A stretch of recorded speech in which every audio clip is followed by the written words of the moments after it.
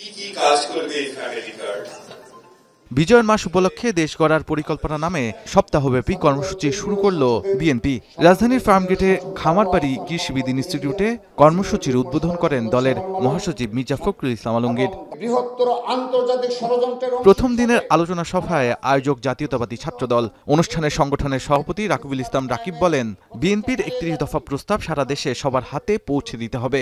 আমরা ভালো কাজের মাধ্যমে এবং আমাদের সুনির্দিষ্ট পরিকল্পনার মাধ্যমে আগামীর বাংলাদেশ বিনির্মাণ করব। সেগুলোই হলো ২৪-এর গণঅভ্যুত্থানের স্পিরিট, সেগুলো আমরাই ধারণ করব ইনশাআল্লাহ।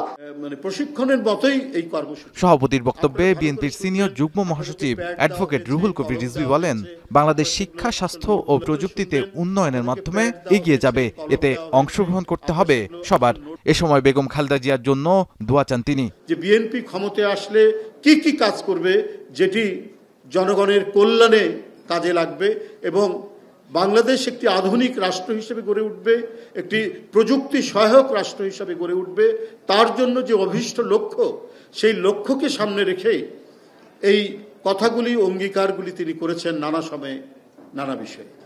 আলোচনা সভায় দলের মহাসচিব বলেন, বিএনপিকে নেতিবাচক রাজনৈতিক দল হিসেবে দেখানোর চেষ্টা চলছে। দলের বিরুদ্ধে অব্যাহত অপপ্রচারের বিরুদ্ধে সাইবার জগতে সক্রিয় ভূমিকা রাখতে নেতাকর্মীদের প্রতি আহ্বান জানান মির্জা ফখরুল।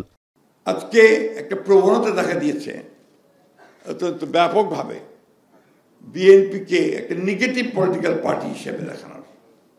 এই প্রবণতা কিন্তু ভেঙে ফেলতে হবে, এটা আমাদেরই করতে হবে। আজকে আমাদের বিরুদ্ধে বিভিন্ন রকম চক্রান্ত হয়, প্রচারণা চলে, অপপ্রচার চলে। সবচেয়ে বড় হচ্ছে একটা অপপ্রচার চলছে। এই অপপ্রচারের বিরুদ্ধে কিন্তু আমাদেরকে কাজ করতে হবে, নিজেদের কাজ করতে হবে। যে কথাটা আমি সবসময় বলি, যে সাইবার ওয়ার, এই সাইবার ওয়ারে যদি আমি যোদ্ধা হতে না পারি, তাহলে কিন্তু আমি পরাজিত হয়ে যাব। শিক্ষা প্রতিষ্ঠানগুলোতে ছাত্রদলের পদচারণা কম থাকায় নির্বাচনগুলোতে আশানুরূপ ফল আসেনি বলেও জানান বিএনপির মহাসচিব। বলেন, ১৫ বছর পর গণতন্ত্রের পথে হাঁটার সুযোগ এসেছে।